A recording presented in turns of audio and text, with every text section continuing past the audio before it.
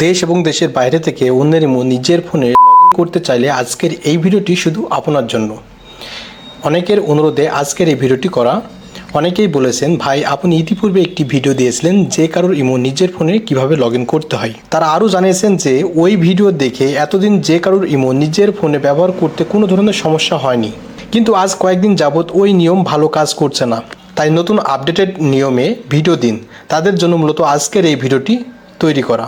তাই সকলের দৃষ্টি আকর্ষণ করছি, আজকের এই ভিডিওটি শুরু থেকে শেষ পর্যন্ত দেখবেন।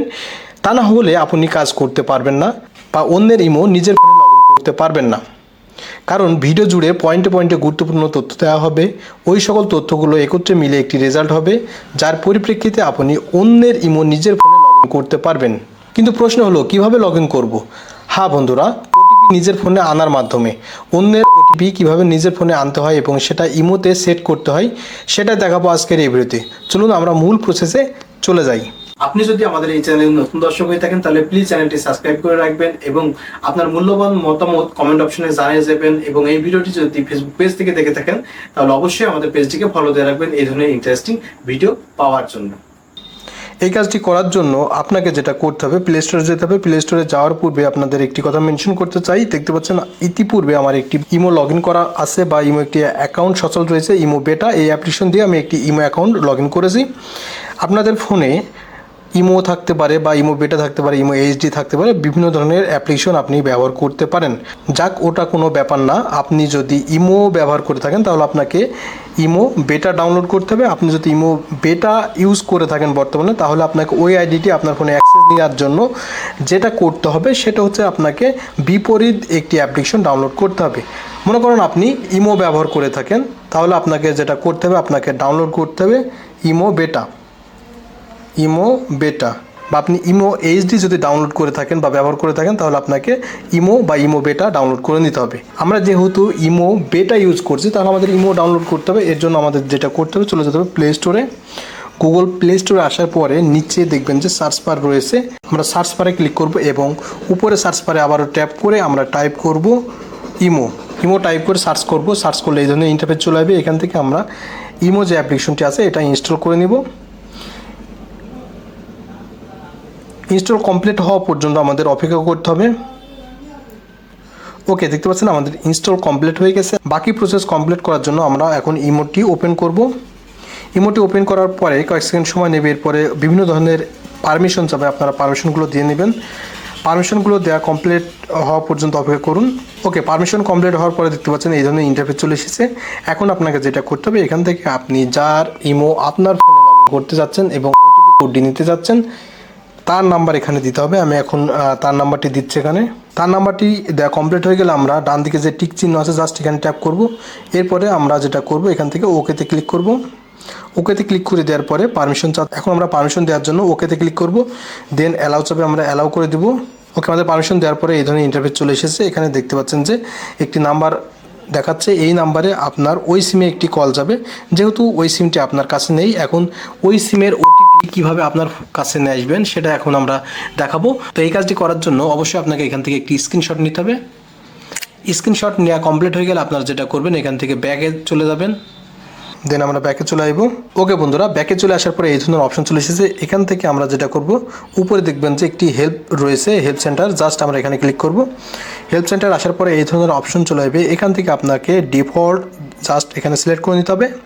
এখান থেকে সিলেক্ট করে নেওয়ার পরে feedback to get help just এখানে ক্লিক করতে হবে। এখানে ক্লিক করে দেওয়ার পরে আপনারা এখানে কয়েকটি অপশন দেখতে পাচ্ছেন। এখান থেকে ডেট সিলেক্ট করতে হবে, এখান থেকে ডেসক্রিপশন ইস্যু টাইপ করতে হবে এবং কয়েকটি স্ক্রিনশট এখানে সেন্ড করতে হবে বা অ্যাটাচ করতে হবে। এরপর নিচে একটি সচল ইমেল দিতে হবে। এখন এই প্রক্রিয়াগুলো কীভাবে করবেন আমি স্টেপ বাই স্টেপ দেখাচ্ছি। প্রথমে যেটা করতে হবে, ডেট অফ প্রবলেম জাস্ট এখানে আমরা সিলেক্ট করে নেব। আজকে সাপোজ 22 তারিখ, আপনি যেই ডেটে এই কাজটি করবেন বা এই প্রক্রিয়াটি সম্পন্ন করবেন সেই ডেট থেকে 10 দিন পূর্বে আপনাকে সিলেক্ট করতে হবে, অর্থাৎ 10 দিন ব্যাক ডেট দিতে হবে। 1 2 3 4 5 6 7 8 9 10। ওকে, অর্থাৎ আপনি যেই তারিখে করবেন সেই তারিখ থেকে 10 দিন পূর্বে ডেটটি আপনি সিলেক্ট করবেন। সিলেক্ট করার পর এখানে একটি ডেসক্রিপশন লিখতে হবে। ডেসক্রিপশনটি ইস্যু ডেসক্রিপশন টাইপ করতে হবে। দেখতে পাচ্ছেন স্ক্রিনে একটি ডেসক্রিপশন দেওয়া হয়েছে, এইটা আপনাকে টাইপ করতে হবে সেমভাবে।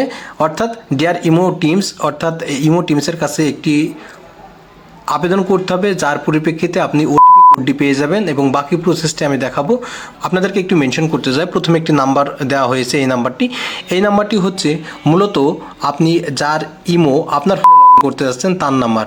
আমি আবারও রিপিট করছি, যার ইমো আপনার ফোনে লগ ইন করতে যাচ্ছেন এবং ওটিপি কোডটি নিতে যাচ্ছেন তার নাম্বার এখানে দিতে হবে এবং নিচে যে নাম্বারটি দেখছেন এই নাম্বারটি হতে হবে আপনার নাম্বার। অর্থাৎ যেই সিমের ওটিপি আপনার ফোনে নিতে যাচ্ছেন সেই নাম্বারটি এখানে হতে হবে। অর্থাৎ এটা আপনার নিজস্ব নাম্বার হতে হবে নিচ কার্ডটি, এবং ওপর কার্ডটি যার ইমো আপনার ফোনে নিতে যাচ্ছেন বা ওটিপি কোডটি নিতে যাচ্ছেন উপরকার নাম্বার হতে হবে তার এবং নিচকার নাম্বারটি হতে হবে আপনার। ওকে, আশা করি আপনারা বুঝতে পেরেছেন। আর যদি বুঝতে না পারেন তাহলে আমাদের কমেন্ট অপশন খোলা আছে, জাস্ট ওখানে আপনারা কমেন্ট করবেন। এবং আপনাদেরকে আরেকটি গুড নিউজ দিতে চাই, সেটা হচ্ছে যে অনেকে কিন্তু এই কাজটি প্রক্রিয়াটি সম্পূর্ণ করতে পারবেন না, বিভিন্ন ধরনের সমস্যা সম্মুখীন হবেন। তাদের জন্য একটি গুড নিউজ আছে, সেটা হচ্ছে আপনারা যারা এই প্রক্রিয়াটি সম্পূর্ণ করতে পারবেন না তাদের জন্য আমি আপনাদেরকে হেল্প করব। কিভাবে হেল্প করব?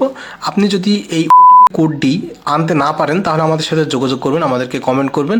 কিছু তথ্য দিতে হবে আপনাদেরকে, সেটা হচ্ছে আপনি যার ইমো আপনার ফোনে লগ ইন করতে যাচ্ছেন তার মোবাইলের নাম এবং মডেল নাম্বার আমাদেরকে কমেন্ট করে জানাতে হবে। আপনারা যদি তার মোবাইলের নাম এবং মডেল নাম্বার কমেন্ট করে জানান তাহলে আমরা একটি ইউনিভার্সাল ওটিপি কোড দেব।